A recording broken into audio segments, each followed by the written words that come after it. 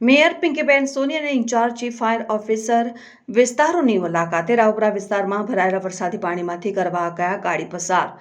વધારે પાણી જોઈએ ડ્રાઈવરે રોકી અથવા ચેજ car in-charge chief fire officer Parth Brahmbhatt વધુ પડતું પાણી જોઈ ફર્યા પરત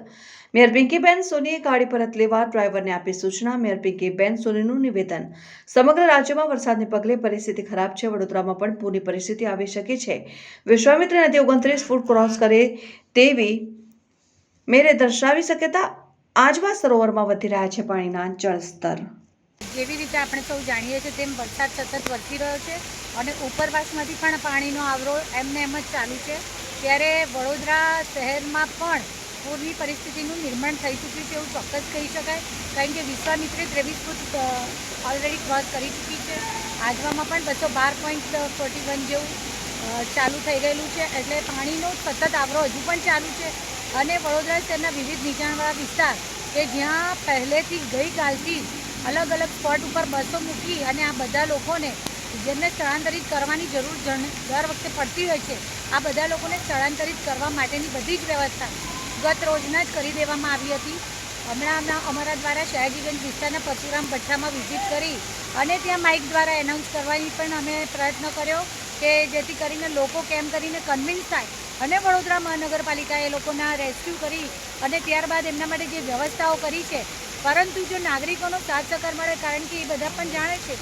કે જ્યારે વિશ્વામિત્રીનું લેવલ 30 ફૂટ ક્રોસ થશે ત્યારે તેમના ઘરોમાં પાણીનો ભરાવો એવો થશે અને ત્યારે ચિંતા જેવો વિષય બનતો હોય છે એટલે અત્યારે લોકો એગ્રી નથી થઈ રહ્યા કન્વિન્સ નથી થઈ રહ્યા એટલે અમારા દ્વારા મારી સાથે ફાયરના જે આપણે ચીફ એક્ઝિક્યુટિવ ઓફિસર છે પાર્થભાઈ હતા સાથે સાથે સ્ટેન્ડિંગ સમિતિના ચેરમેન શ્રી ડૉક્ટર શીતલભાઈ મિસ્ત્રીને અમે લોકોએ બધાએ ત્યાં જઈને લોકોને સમજાવવાની કોશિશ કરી માઇક દ્વારા પણ એનાઉન્સ કર્યું જેથી કરીને લોકો ઝડપથી રેસ્ક્યુ થવા માટે સહકાર આપે તો અમે બની શકે તેટલા ઝડપથી લોકોને સલામત સ્થાને ખસેડી શકીએ કારણ કે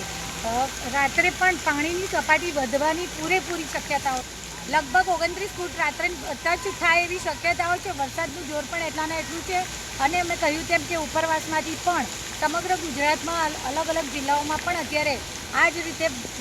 સતત વરસાદની પરિસ્થિતિનું નિર્માણ થયું છે અને ઉપરવાસની પાણીનો આવરો એવો ને એવો જ ચાલુ છે એટલે આપણે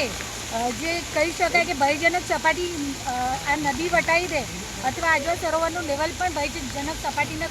અડકી જાય એવી શક્યતાઓને આપણે નકારી ન શકીએ એ માટે થઈ અને આપણે પ્રયત્ન કરવા જ રહે વડોદરા મહાનગરપાલિકાનું તંત્ર